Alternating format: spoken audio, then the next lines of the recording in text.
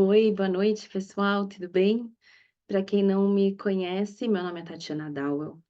Eu sou pedagoga, professora, trabalho há mais de 20 anos no ramo de educação infantil, educação das crianças.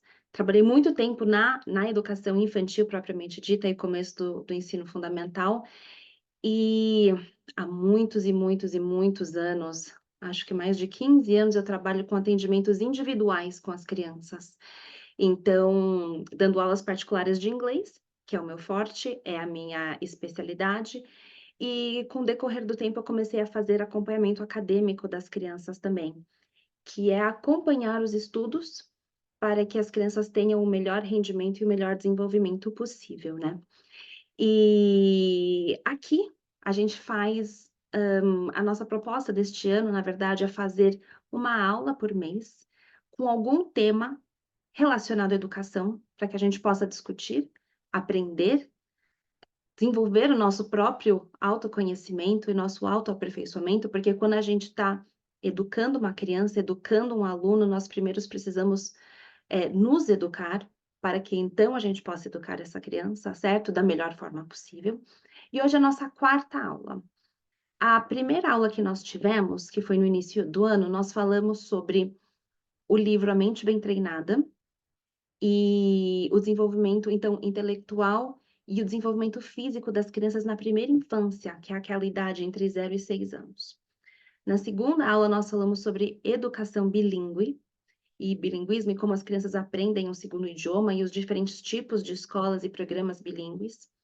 E na terceira aula, nós falamos sobre alfabetização em português de uma maneira bem prática. E essa é a nossa quarta aula, e vamos falar sobre as 5 dimensões do desenvolvimento humano. Mas antes da gente entrar no conteúdo propriamente dito, porque esse livro é parte do conteúdo, né, na verdade a gente vai trabalhar uma parte pequena deste livro por enquanto, mais para frente nós iremos ter outras aulas referentes a esse livro, e vamos ter outras referências também sobre os assuntos que nós vamos tratar hoje. Este livro, enquanto ainda é tempo, eu recomendo fortemente aos pais. Qualquer pai, ele é uma leitura muito simples, uma leitura introdutória muito fácil de compreender, e algo interessante que esse autor faz, o James Stanson, então é Enquanto Ainda é Tempo, a formação moral e religiosa dos nossos filhos, dos filhos, ele traz aspectos muito práticos do dia a dia para desenvolver essa formação moral. Mas antes disso, antes da gente entrar nesse tema, antes da gente entrar nas 5 dimensões, eu quero contar uma situação que eu passei com uma aluna minha. Então, como eu falei no começo, eu geralmente começo os meus atendimentos com os meus alunos focada na aula de inglês, né, no desenvolvimento linguístico das crianças. Acompanha a parte de alfabetização, alfabetismo em inglês e continuamos aí a sequência do desenvolvimento de línguas. E foi o que aconteceu com essa aluna, eu comecei com ela bem pequenininha, e com as aulas particulares, e ao longo do tempo nós entramos nesse acompanhamento acadêmico. E comecei a acompanhar todas as matérias e outras questões de desenvolvimento dela, certo? O que acontece nesse acompanhamento acadêmico, só para vocês terem uma ideia, então, eu entro um pouco mais na vida da criança, na vida de estudos, então nós trabalhamos muito a leitura, nós trabalhamos muito estratégias de estudo, estratégias de memorização. Eu ensino as crianças a estudarem bem, e não estudarem só para a prova, mas estudarem para realmente aprender, né, a melhorarem a escrita, lerem bons livros, fazerem conexões diferentes com aquilo que eles estão aprendendo. Então, às vezes tem uma questão de português que está uma coisa de literatura, de um livro de língua portuguesa que eles estão lendo, que está relacionado com algum conceito histórico, então a gente faz essas pontes. Porque hoje em dia o ensino é muito compartimentalizado, né? Cada matéria foca só no que é seu. Então eu tento trazer isso para as crianças conseguirem entender e tirarem um pouco mais de significado do que elas estão aprendendo. E, enfim, depois de alguns anos eu comecei a fazer esse acompanhamento acadêmico com a minha aluna, junto com as aulas de inglês.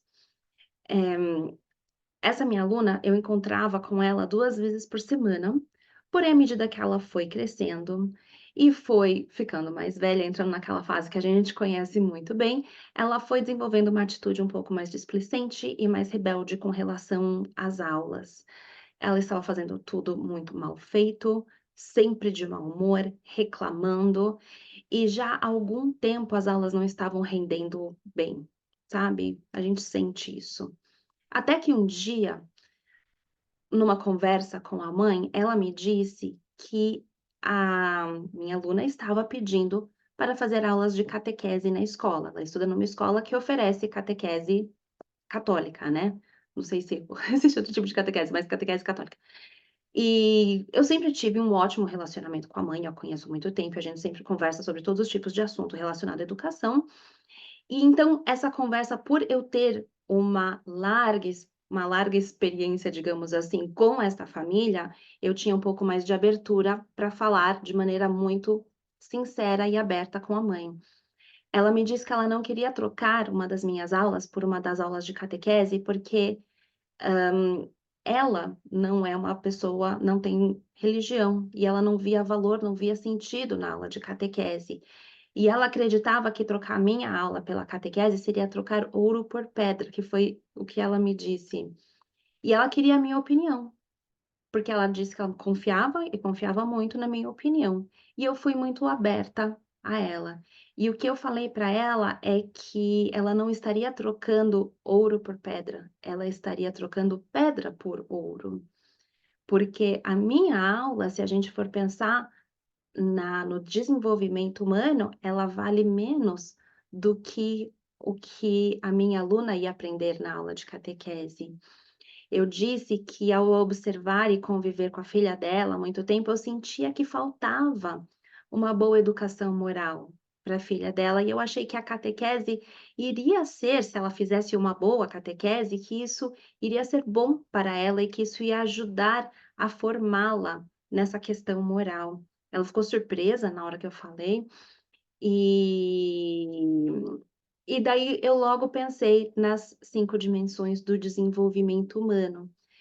E quando a gente pensa sobre essas 5 dimensões, uma das dimensões é a dimensão transcendental. Eu estou até adiantando um pouquinho aqui da nossa aula, mas que tem a ver com a moral.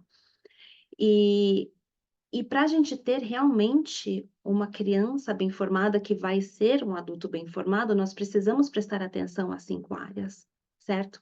Então eu expliquei isso rapidamente para ela e falei que isso precisava de um pouco de atenção. E, sendo bem sincera, em pouco tempo, com uma aula minha por semana e uma aula de catequese por semana, e ela estava super dedicada, porque as amigas faziam, e ela queria participar daquilo, e ela queria aprender uma coisa diferente, eu comecei a ver mudanças significativas no comportamento dela, na postura e na atitude dela. Quando, esse ano a gente teve a tragédia do Rio Grande do Sul, ela me questionou sobre Deus.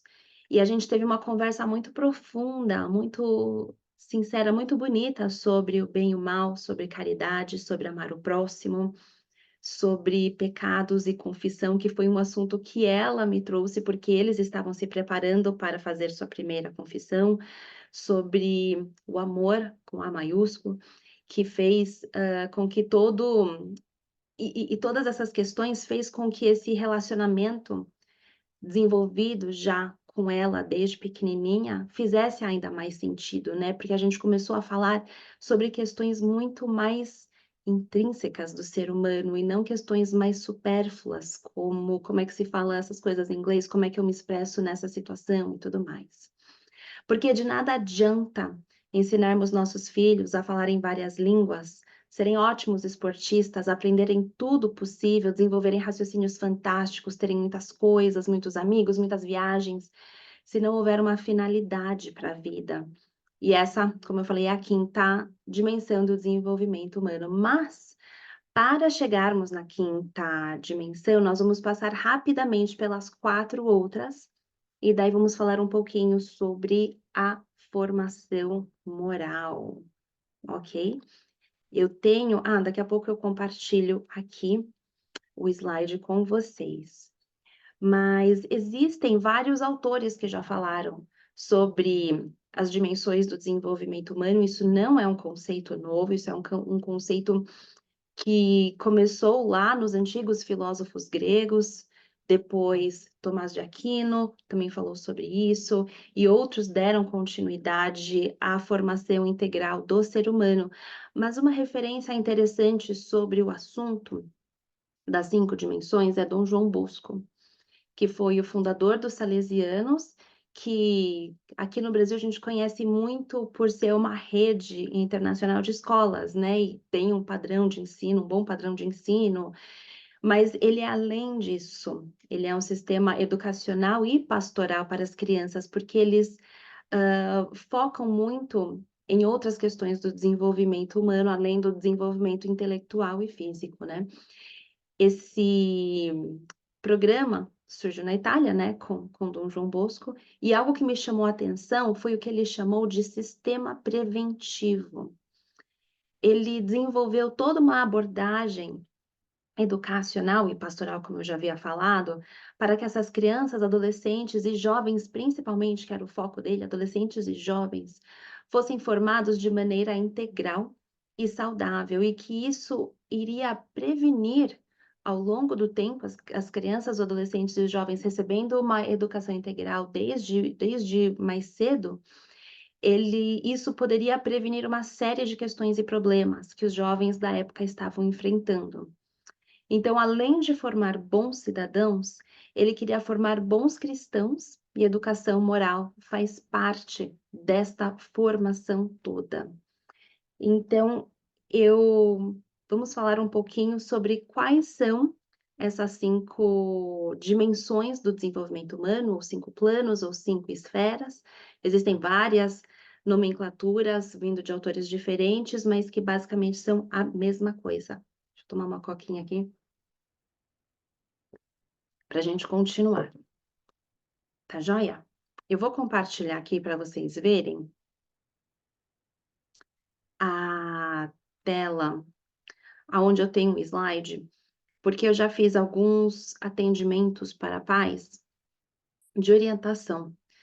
Então, famílias que estavam precisando de um pouco de ajuda com os seus filhos, não sabiam por onde ir e tudo mais. Então, como eu já tinha esse material aqui, eu resolvi trazer para a nossa aula. Vocês estão vendo? Aqui nós temos as 5 dimensões da formação humana, que faz parte de todos esses autores aí que eu citei e que faz parte do sistema preventivo também, de Dom João Bosco. Tá dando para ver? Tá certinho? Ótimo. Tá joia. Então, aqui nós temos, as dimensões, e uma coisa importante para entender é que uma dimensão depende da anterior para ser bem formada, certo? Óbvio que elas não precisam ser formadas integralmente para que depois a próxima seja, não, mas elas têm uma relação de interdependência, certo?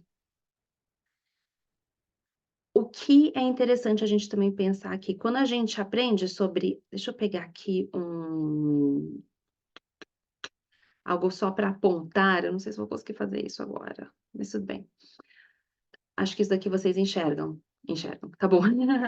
Algo importante também a gente pensar é que quando a gente descobre essas 5 dimensões, a gente começa a refletir sobre os nossos alunos, sobre os nossos filhos, a gente consegue prestar atenção aonde estão as lacunas e o que nós podemos fazer melhor para que essa dimensão seja bem formada e o aluno e a criança seja formada de maneira mais integral. Lembrando que isso é um processo contínuo. E à medida que o bebê vai se tornando criança, e a criança vai se tornando adolescente, o adolescente vai se tornando jovem, essa pessoa vai sempre precisando de orientação e direcionamento nessas 5 áreas. Mas eu arrisco dizer que a primeira infância ali de 0 a 6 anos e a segunda infância ali que vai até os seus 12 anos é de extrema, extrema, extrema importância. Bom, aqui nós temos a primeira dimensão que é corporal, certo? Que eu acho que ela é bem opa, espera aí que aconteceu alguma coisa aqui. Aê.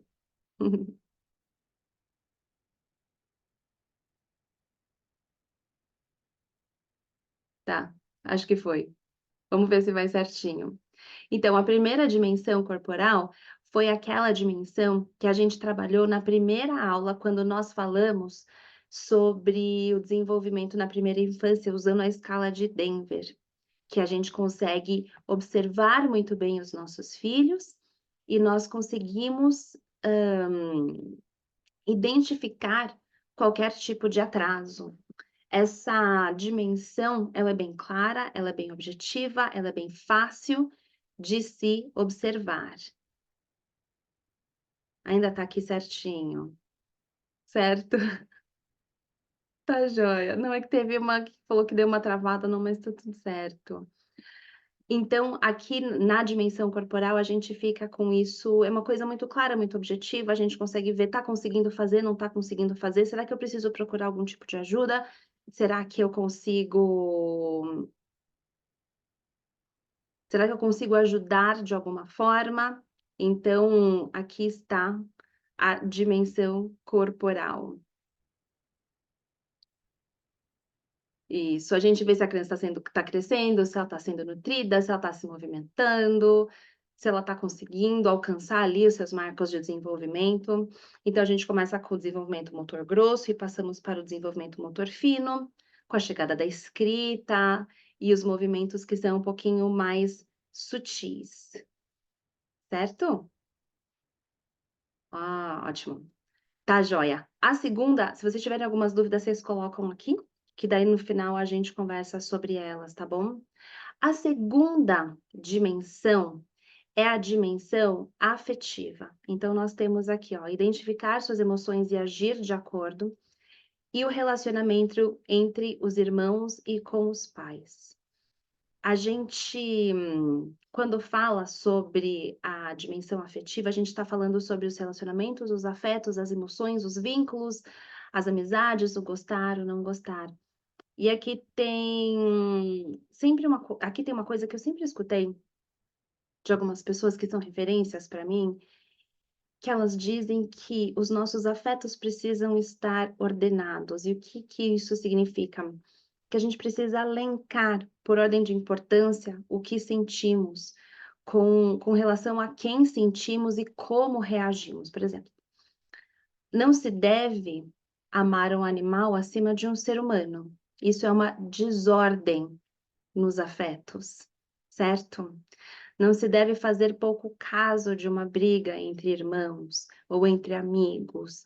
Isso é importante, deve ser resolvido, porque os relacionamentos eles não são descartáveis, eles precisam ser cultivados e isso demanda muito trabalho. Enfim, os nossos afetos precisam estar ordenados e a gente precisa cultivar o afeto que a gente tem pelas pessoas que estão perto de nós e até por quem a gente não conhece, certo? É aqui que a gente entra um pouquinho com aquele lance de empatia que tanto se fala, né? E no livro Enquanto Ainda é Tempo, ou Enquanto Ainda é Tempo, do James Stanson, eu tenho aqui um documento que eu abri algumas citações que eu tinha separado para hoje. E ele diz o seguinte: as crianças devem aprender, sobretudo depois dos 5 anos, a viver de maneira justa e caridosa com os outros. Devem aprender que os outros têm direitos e sentimentos e que estamos obrigados a refrear os nossos impulsos egoístas e a respeitar os direitos deles. Fecha aspas. Então, quando eu tive essa conversa com a minha aluna sobre o Rio Grande do Sul, né? E essa foi uma conversa que nós tivemos em várias aulas, porque era um assunto que estava sendo tratado dentro das escolas e que estava todo mundo se movimentando. Entrou muito essa questão de agir de maneira justa e caridosa para os outros. E, e a caridade tem a ver com você doar sem se preocupar com aquilo que você está doando. Você geralmente não doa só aquilo que está sobrando, mas você doa algo que é importante para alguém, independente do que aquela pessoa vai fazer com aquilo, né? O importante é a doação. E também entender que aquelas pessoas tinham seus direitos que foram roubados, têm os seus sentimentos, então, isso é algo muito rico e muitas vezes é tratado de uma maneira muito superficial, que é só doar aquilo que está quebrado, doar aquilo que você não precisa, doar aquilo que você não vai mais usar, sabe. Então tem uma coisa um pouco mais profunda. E tem a ver muito com a relação entre os irmãos, que foi o que eu falei muito com essa família nessas sessões de orientação que eu tinha preparado esse material aqui. Ah, quando a gente fala sobre a relação entre irmãos, tudo bem, a gente tem as brigas, a gente tem as desavenças, porque isso sempre acontece. Porém, nós, também temos que perceber se, e era o caso dessa família específica, que na verdade, assim, uma era aquela minha aluna sobre a catequese e o desenvolvimento moral. A outra família tem relação com esse slide aqui que eu tinha preparado já, e a orientação para pais que tinham percebido desordem e precisavam de uma orientação. Então eu tô falando sobre essa segunda família aqui. E nessa segunda família, a gente estava com uma questão, eles estavam com uma questão, na verdade, né, eu estava tentando ajudar, de problemas no relacionamento entre as irmãs. E a dinâmica daquela família estava afastando cada vez mais as irmãs. Então, era cada uma no seu quarto, cada uma na sua tela, cada uma com as suas coisas, pouco se dividia, não havia interação, não havia momentos de brincadeira entre as irmãs, existia os escapes para não ficar em casa, desce para o parquinho para brincar com outras crianças, aí as irmãs podem até estar juntas no mesmo lugar, mas não participando e não sendo amigas e cúmplices como se deve ser. Então, isso foi uma das questões que nesse atendimento a gente teve que trabalhar, a relação afetiva. Então, não é certo você amar a sua amiga mais do que a sua própria irmã. A sua irmã é a sua família. É que nós estamos falando de crianças ainda que estão desenvolvendo os seus relacionamentos e elas precisam ter essas questões muito claras para elas, da importância da família, da importância dos irmãos, acima dos amigos. Os amigos são importantes, mas eles ocupam o seu lugar de amigos, não ocupam o lugar da família e dos irmãos. Certo? Até aqui tudo bem? Ótimo. Então, nós vamos agora para o terceiro. Ai, vai sumir essa abinha que ficou aqui embaixo, que é o desenvolvimento intelectual. E o que que acontece com o desenvolvimento intelectual? Quando os afetos estão desordenados, fica muito mais difícil desenvolver o seu intelectual. O seu intelecto fica mais difícil de aprender. Então, eu lembro de uma entrevista que eu vi da Adriana de Abreu e o Jebe Malheiro, que eles deram para o Conversas Paralelas. Se você jogar isso no YouTube, você vai achar. E eles estavam dando um exemplo, né? Uma menina que está com uma baixa autoestima na puberdade, seja por sua aparência, pelo seu peso, ou o menino que está lidando com um problema sério dentro de casa, que a questão afetiva está sendo muito afetada, eles não vão render bem na escola. E isso é uma das coisas quando a gente percebe que tem um aluno com uma questão que não está aprendendo, não está evoluindo, a gente precisa avaliar os afetos, precisa avaliar as amizades, precisa avaliar os relacionamentos dentro de casa, para ver o que está acontecendo. Se tem algo externo, além de uma dificuldade de aprendizagem, que pode ter, obviamente, mas às vezes a gente tem alguma questão de fora. Eu lembro de um aluno que eu tive, nossa, não sei nem quanto tempo atrás faz, uns 15 anos atrás, eu acho que deve fazer mais ou menos isso, uns 13 anos atrás, que ele tinha dificuldades de aprendizagem e a irmãzinha dele estava com câncer. Como é que aquela criança ia se alfabetizar? Ele estava bem na fase de alfabetização, de pré-alfabetização. Então nós tivemos que ter um olhar especial para ele, porque a questão afetiva dele estava sendo extremamente afetada. Então, nós precisamos cuidar disso junto com a família, para que pudéssemos dar o suporte para ele desenvolver o seu intelecto e o seu conhecimento, certo? Agora, vamos para a quarta. O quarto plano de desenvolvimento, né. O próximo plano é o volitivo, que é a educação da vontade. "Ah, eu ia pegar esse livro para deixar aqui, não peguei", mas tem um livro muito bom, chamado A Educação da Vontade, aqui eu tô com outro aqui, mas não é esse, do Jules Payot, e eu ainda pretendo falar um dia a respeito desse livro e a gente entrar um pouquinho mais nesse assunto, né. Mas a educação da vontade nada mais é do que decidir e organizar a própria conduta e tomar decisões e agir de acordo com o que deve ser feito.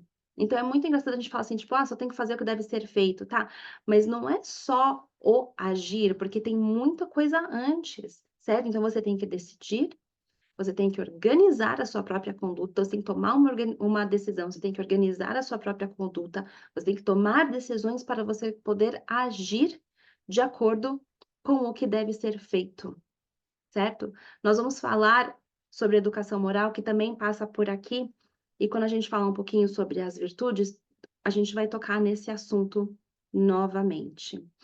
Na verdade, a moral, ela permeia todos os planos, né, todos os planos, porque a moral é extremamente importante, a gente não consegue desvincular a moral de alguma coisa que a gente está fazendo, certo? Mas aqui, com certeza, ela é um destaque. Mas a educação da vontade é ensinar os nossos filhos, ensinar os nossos alunos a agir e fazer o que deve ser feito, mesmo que você não queira, mesmo que você não esteja afim, mesmo que você não goste. Por exemplo, eh, isso pra gente até como adulto é muito difícil, por isso que eu falei no começo algo que a Olinda Scalabrin, que é uma das minhas professoras, com quem eu aprendo muito, ela fala, né, sobre a importância do nosso autoaperfeiçoamento e do nosso autoconhecimento para que a gente consiga educá-los, porque presta atenção nisso, a educação da vontade é a gente se educar para comer a maçã em vez do brigadeiro, porque a gente precisa da nutrição da maçã e não do brigadeiro, certo? É a gente acordar, se trocar e já arrumar a cama. Porque isso é o certo a fazer, porque isso vai deixar o ambiente ordenado e organizado para o resto do dia, certo? Para as crianças é chegar da escola e já fazer a tarefa de casa, a lição de casa, para não ficar postergando algo que é sua obrigação. É comer mais do que não se gosta e menos do que não se gosta, do que não se gosta, para que a gente possa se fortalecer internamente. Então, a educação da vontade é uma maneira da gente desenvolver as virtudes por meio dos pequenos hábitos do dia a dia. E aqui eu tenho uma outra citação do autor do livro, do James Stanson, que ele diz o seguinte, deixa eu pegar aqui. A citação é a seguinte: "Não fomos chamados a transformar a vida dos filhos numa série infindável de sensações agradáveis, no anseio contínuo por novos prazeres e por mais poder. A tarefa que Deus nos confiou é esta: estamos chamados a passar muitos anos de esforço sacrificado juntamente com o nosso cônjuge para fazer dos nossos filhos adultos competentes, responsáveis e considerados, comprometidos por toda a vida, custe o que custar, com princípios cristãos." Então, quando a gente fecha aspas. Então, quando a gente pensa sobre a educação da vontade nesse sentido, a gente percebe que é muito além do que: "Ah, vai fazer isso porque eu tô te mandando, vai fazer i", não é exatamente "vai fazer isso porque eu tô te mandando", vai fazer isso porque isso é o certo a ser feito. Não é faça isso porque senão aquela pessoa vai te julgar, aquela pessoa vai ficar triste, ou eu vou ficar triste, ou ele tá te olhando, olha só como tá feio. Não, não é isso. É comer as coisas certas, comer as coisas boas, as coisas saudáveis, porque isso é o certo a ser feito, é o bom a ser feito, certo? Então, essa é, e eu acho que, bom, cada um tem aí as suas questões, como é que eu poderia dizer, pontuais em todas as áreas a serem trabalhadas, certo? Tanto as crianças como nós. Mas a evolutiva é algo aí que pega bastante gente. E por fim, a quinta dimensão da formação do ser humano é a relacional transcendental, que é a moral, é a distinção entre o bem e o mal, o certo e errado, e o relacionamento com Deus, o relacionamento que transcende isso, esse mundo que a gente consegue ver, esse mundo que a gente consegue pegar, experimentar. É aquilo que está para além de nós. É importante lembrar que desde a antiguidade, o homem sempre foi descrito por ser composto de corpo, alma e espírito. Corpo, alma e espírito, certo? Infelizmente, hoje se negligencia muito o cuidado com o espírito, mas é justamente o espírito e a alma que vão continuar a viver após a morte, certo? Então, é muito comum a gente ver famílias que não ensinam seus filhos a terem fé e que não são modelos de fé para eles. Eu já escutei vários pais dizendo, vários pais, e eu tenho alguns. Ai, deixa eu só mudar um pouquinho aqui a posição. Eu tenho alguns alunos com quem eu já passei e já vi isso acontecendo na prática, vi ali com os meus olhos acompanhando essas crianças e essas famílias que eles falaram: "Não, a gente não vai ensinar nada de religião, a gente vai deixar eles seguirem a vida e quando eles forem adultos, eles decidem que caminho eles querem a seguir". Mas adivinha só, em todos os casos que eu acompanhei, se as crianças não têm parâmetro, se elas não têm padrão, se elas não têm um norte para onde elas estão olhando, para onde elas estão mirando, por mais que elas percorram o mesmo caminho dos pais nas outras áreas da vida, elas não estarão. Não, espera aí que eu estou falando errado. Por mais que elas, as crianças que não têm esse norte, por mais que elas sejam bem-sucedidas em outras áreas, essa é sempre uma área, essa é sempre um plano que fica defasado, certo? Então fica ao Deus dará.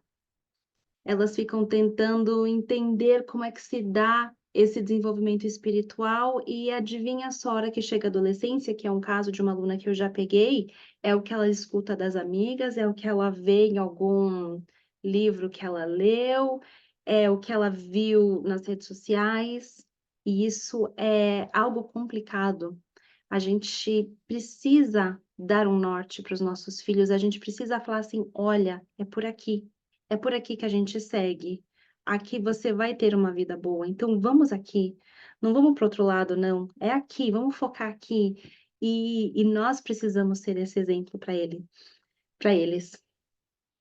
Tenho mais uma citação aqui do livro, que ele diz o seguinte: se os nossos filhos não encontrarem Deus em nós, talvez não o encontrarão nunca. Talvez não o encontrem nunca. Fecha aspas. Então, nós precisamos ter essa referência para os nossos filhos, nós precisamos ter essa referência de moral também. Então, a gente precisa ensinar aos nossos filhos a olharem para o alto, a almejarem coisas grandiosas, a compreenderem o bem, a verdade, o belo, que não são conceitos relativos, como os pensadores modernos querem fazer a gente acreditar. E o desenvolvimento do plano transcendental depende diretamente dos pais e como a gente ensina aos nossos filhos sobre a fé, sobre Deus e sobre as coisas do alto. Estava vendo aqui só alguns comentários. Tá joia, gente. Aqui, tá tudo bem? Eu vi que tem alguns comentários, mas não tem nenhuma pergunta. Então, imagino que esteja tudo bem, certo? Tá joia. Agora, nós já falamos sobre os 5 planos de desenvolvimento. Então, como é que a moral se encontra dentro desses 5 planos de desenvolvimento? Minha garganta tá indo pro saco. Não tem jeito, professor, para quem for ver a gravação, a gente tá no fim de junho, então A garganta já não tá mais dando conta, né, pra quem trabalha com aula sabe que o mês de junho é um mês insano, né, então a garganta aqui tudo bem que também a coca não tá ajudando, né, deveria ser uma aguinha, mas tudo certo. Então vamos lá, como é que a moral se encaixa dentro disso? A moral se encaixa justamente por essa questão de padrão, de parâmetro e de referência. Porque quer queira, quer não, os nossos valores atuais na sociedade, os valores intrínsecos da sociedade, estão alicerçados em valores cristãos, certo? Valores esses que vêm muito antes de Cristo, como não matarás, não roubarás, honrará teu pai e tua mãe, e assim por diante. Vai falar que que esses não são padrões da nossa sociedade atual, são.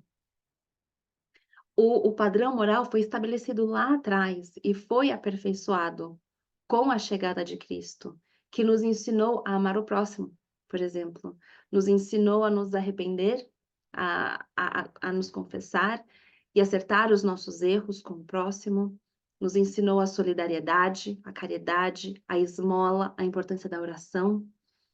E não são esses os valores que nós temos até hoje, certo?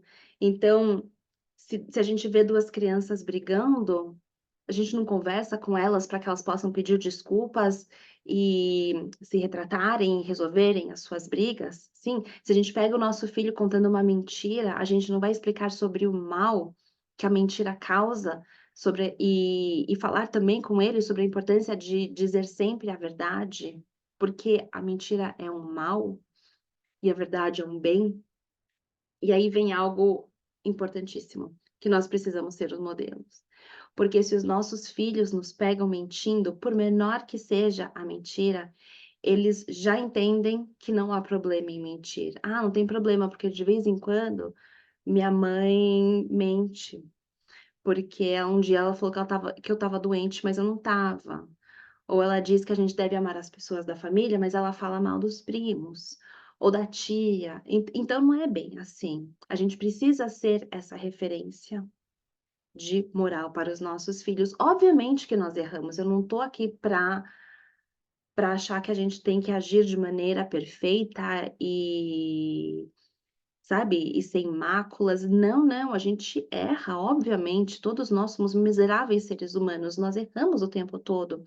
Mas nós estamos mirando em algo, nós estamos mirando no alto, nós estamos mirando num padrão alto. A gente não está abaixando a régua e exigindo cada vez mais de nós mesmos e, consequentemente, dos nossos filhos. A nossa régua está lá no alto.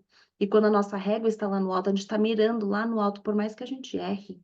Não tem problema. Nós erramos, nós nos arrependemos, nos confessamos e nos retratamos, mas estamos sempre mirando ali no alto.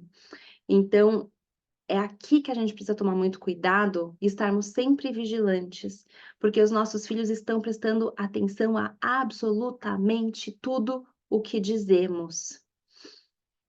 Deixa eu só fazer eu esqueci de parar de compartilhar a tela aqui, nós saímos das 5 dimensões aqui, eu esqueci de tirar aqui.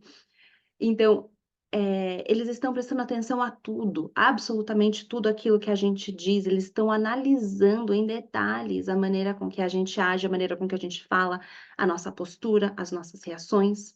Então, como é que a gente vai exigir paciência dos nossos filhos se nós não somos pacientes? E é engraçado que eu tô falando aqui com vocês, mas eu sinto que eu tô falando, tipo, num espelho para mim mesma, sabe. Porque a nossa luta em nos aperfeiçoarmos, ela é contínua, ela é diária e ela será eterna, porque nós nunca alcançaremos a perfeição. Mas não é porque nós não alcançaremos a perfeição que nós não podemos mirar na perfeição, certo. Porque se a gente tá mirando aqui embaixo e a gente acerta, grande coisa. É melhor a gente mirar no alto e errar, do que mirar embaixo e acertar qualquer coisa, sabe. Então isso é contínuo. Eu tenho aqui mais uma citação do livro.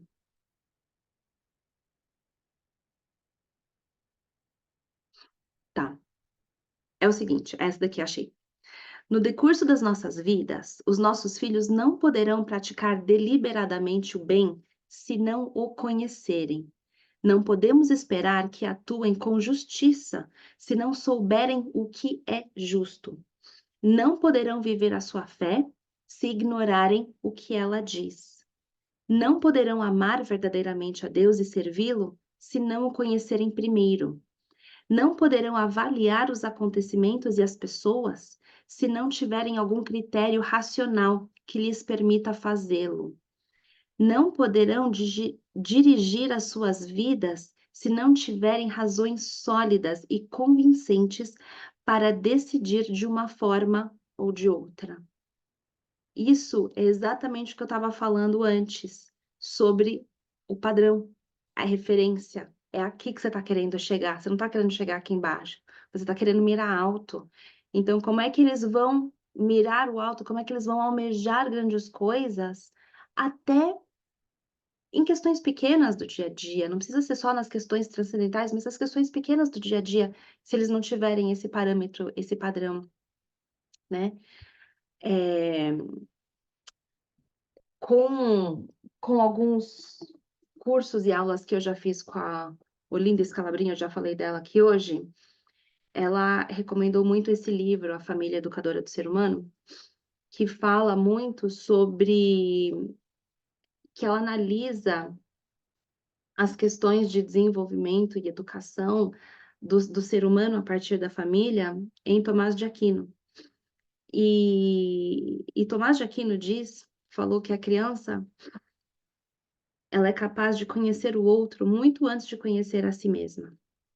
Uma criança bem pequenininha, e eu vi isso com minha própria filha, ela se afasta de alguém que faz piada sem graça, ou que tem um comportamento mais agressivo ou inadequado. Ela quer se preservar. Ela entende quem são as pessoas que oferecem segurança e quem é uma ameaça.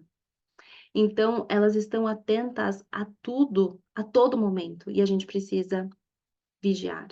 É importante que a gente, quando a gente erra, quando a gente exagera, quando a gente age de forma inadequada, é importante que a gente assuma os nossos erros e a gente peça perdão quando a gente fizer isso, porque todos nós somos falhos e as crianças têm que entender que os pais também erram.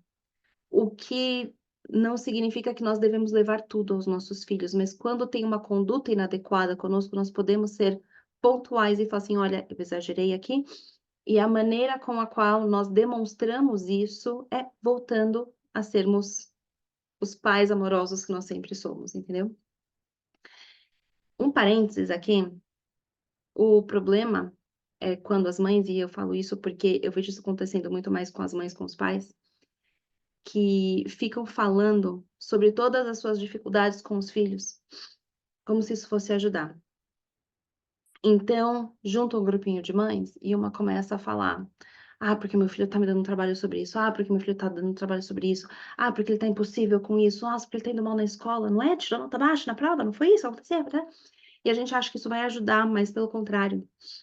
A gente fala sobre as nossas dificuldades que estão relacionadas a questões pontuais do nosso agir, mas a gente fala com eles.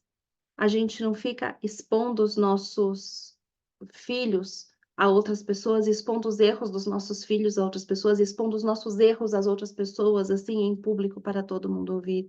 Essas questões de retratação, então, quando nós estamos tendo dificuldade com os nossos filhos, é uma coisa que a gente lida dentro de casa, a gente lida com discrição, a gente não vai falar abertamente sobre isso numa reunião da família, em que está todo mundo lá comendo, e está todo mundo se divertindo, e daí chega uma criança e você fala: "Ah, tá vendo? Porque a fulana, nossa, ela tá impossível, tá fazendo escândalo por qualquer coisa", e a criança tá lá escutando. Que tipo de segurança é essa que a gente tá oferecendo aos nossos filhos? Pelo contrário, a gente tá expondo eles, certo?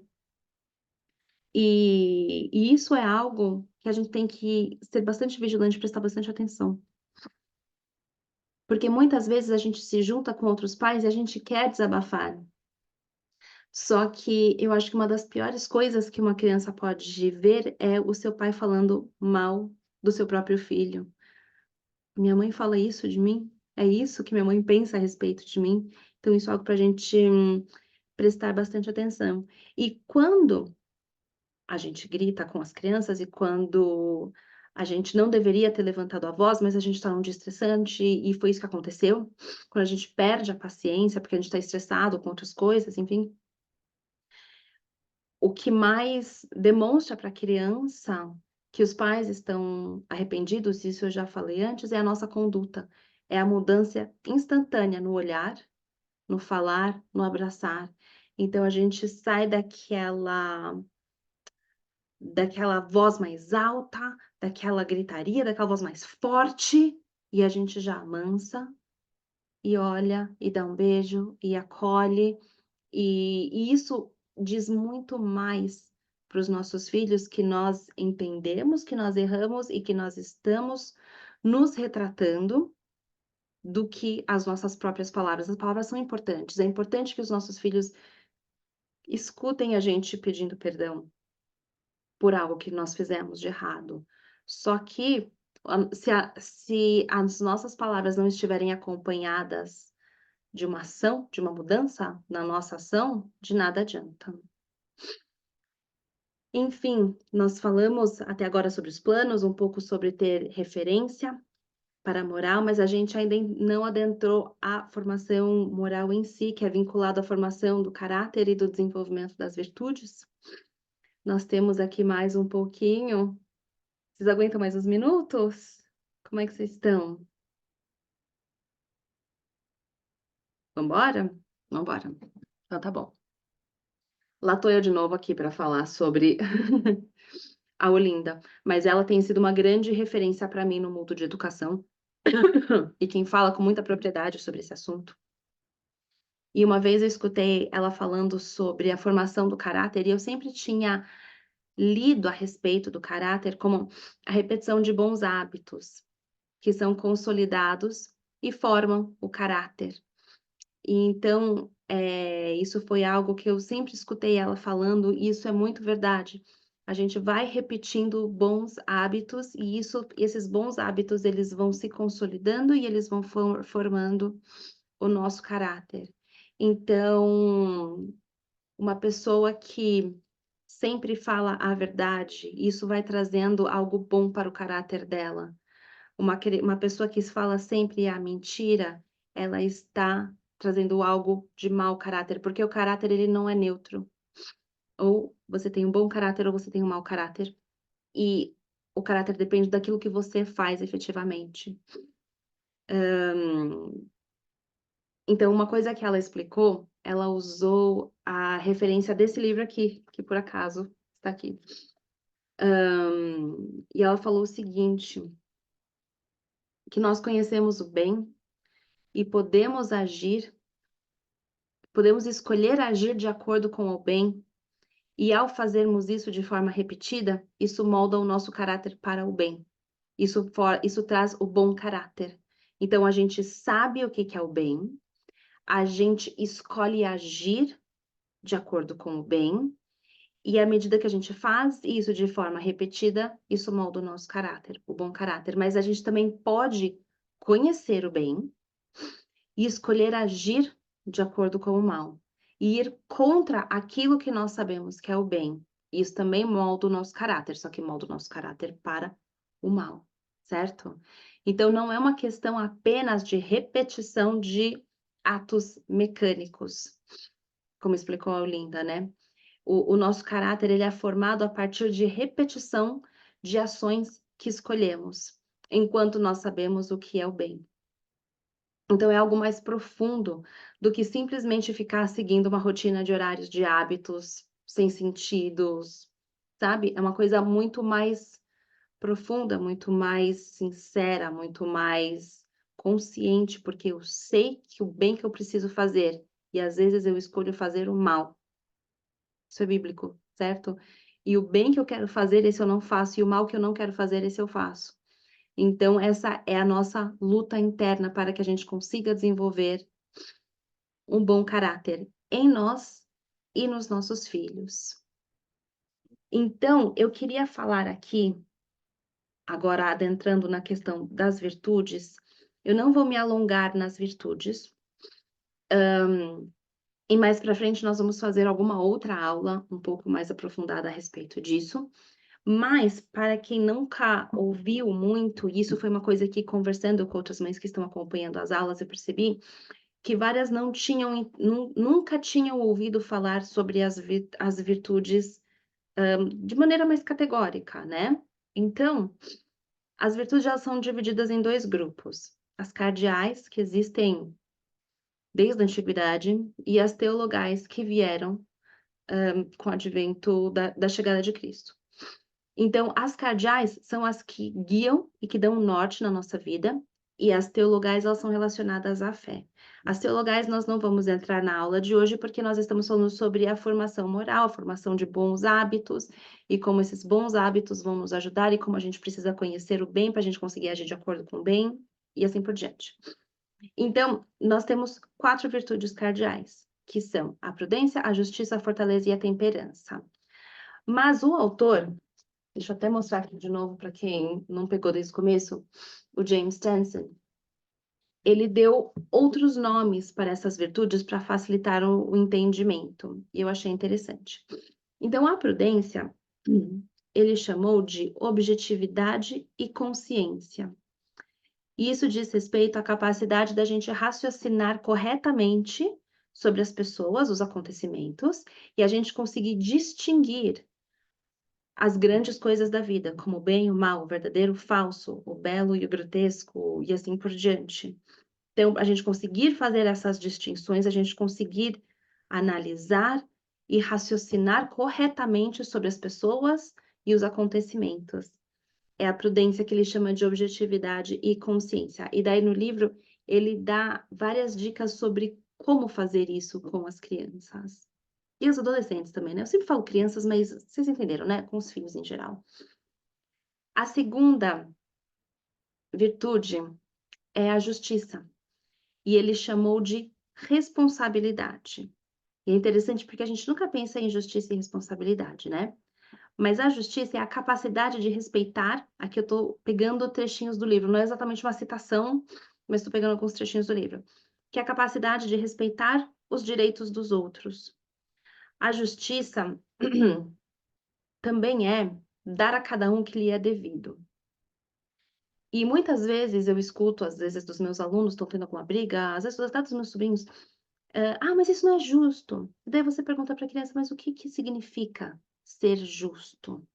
Porque eles logo pensam que ser justo com alguém, que a justiça é dar a todos a mesma coisa, mas não é isso. E, inclusive, várias pessoas que falam de educação, como a Linda, que eu já citei hoje, eles dizem que a criação de filhos ela precisa ser desigual, justamente por causa da justiça, porque é dar a cada um o que lhe é devido, e nem todos os filhos precisam de todas as mesmas coisas naquele momento. Não é comprar exatamente a mesma coisa para todo mundo, certo? Não é tratar todos eles da mesma forma. E quando a gente pensa na justiça, que é dar a cada um o que lhe é devido, o próximo passo é a generosidade, que é dar além do que lhe é devido. Então não é aquilo que é justo, é além da justiça. E entender esses 2 conceitos foi algo muito importante para mim, que eu queria compartilhar com vocês. Enfim, nós temos mais 2 virtudes e depois nós vamos encerrar e depois eu continuo aqui só com algumas dúvidas que tiverem, ok? A terceira virtude é a da fortaleza e o autor chama de perseverança corajosa, que é a capacidade de superar ou suportar os problemas sem procurar escapatórias. Então, a gente consegue aguentar uma dificuldade, aguentar um desconforto físico, aguentar a fome, aguentar a dor, aguentar o sono, sem a gente querer escapar disso, dessa questão que a gente está sofrendo, por menor que ela seja. E também é recomeçar depois dos fracassos e frustrações. Quantas vezes a gente não fala assim? E eu tô falando isso de novo, como se eu estivesse olhando no espelho. Quantas vezes a gente tem vontade de desistir? e fala assim: "Não, isso não tá dando certo. Isso daqui não tá dando certo. Eu vou desistir, eu não quero mais isso tá difícil demais, isso tá me exigindo demais, deixa eu voltar pra minha zona de conforto". E é aí que entra a virtude da fortaleza. E a virtude da fortaleza também começa com as questões pequenininhas, sabe? Com a questão de você fazer aquilo que você não quer. Isso tem a ver com a temperança também, que é a próxima. Então, é uma coisa que a gente pode ir trabalhando com as crianças desde pequenos. E a última virtude cardeal que norteia as nossas vidas é a temperança, que o autor chama de autodomínio ou senhorio de si, que é a capacidade, justamente do que eu estava falando antes, de dizer não a si mesmo, de deixar a gratificação ou aquele prazer que nós vamos sentir para depois, porque nós temos outra coisa para fazer agora. É a força de superar as nossas paixões e os nossos apetites e saber desfrutar das coisas boas da vida com moderação. Quantas e quantas e quantas vezes a gente não se pega querendo apenas satisfazer os nossos desejos e os nossos apetites, sendo que a gente precisa aprender a ter essa temperança e saber postergar alguma gratificação, em vez de receber agora, receber lá na frente. O que seria mais tangível do que uma dieta e exercício físico? É você abrir mão do seu conforto agora, é você abrir mão dos seus prazeres agora, porque você vai ter uma gratificação lá na frente. E quão difícil não é isso? Então, a temperança ou o autodomínio ou o senhorio de si, né, mandar em mim mesmo, controlar os meus próprios apetites, é a quarta virtude cardeal. Eu vi que perguntaram aqui quais são as virtudes teologais da fé. A gente não vai entrar nelas, mas são três, que é a fé, a esperança e a caridade. Nós já falamos sobre caridade lá no começo, né? Mas ela é uma das virtudes teologais, a fé, a esperança e a caridade. Mas nós não vamos entrar nesse assunto. Certo? Tá joia, gente. Bom, hoje então, o que nós tínhamos para falar sobre esse livro era isso. Mais uma vez, para quem não pegou no começo, eu recomendo A Leitura para Pais, para leigos. É um livro super fácil, tranquilo de ler, com questões muito práticas. Deixa eu até dar uma. Deixa eu até mostrar aqui mais ou menos. O meu tá todo riscado, porque eu faço isso com todos os livros, mas, por exemplo, eles. Ele dá algumas questões, por exemplo, não sei se dá para pegar assim, em listas de tópicos, várias questões que você pode aplicar com seus filhos e questões importantes a serem ensinadas a eles. Então, é prático. Eu gostei.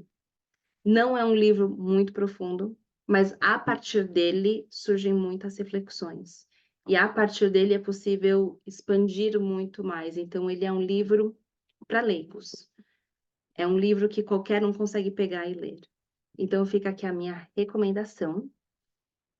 E na próxima aula, nós vamos continuar esses nossos assuntos relacionados à educação. E espero você na próxima aula. Muito obrigada por estarem aqui. Eu vou continuar, eu vou terminar aqui a aula, que vai subir para o YouTube, e daí eu continuo aqui com algumas dúvidas pessoais, porque eu vi que tem umas questões aqui pessoais, então daí eu continuo aqui só com isso. Tá joia? Muito obrigada, até a próxima, pessoal.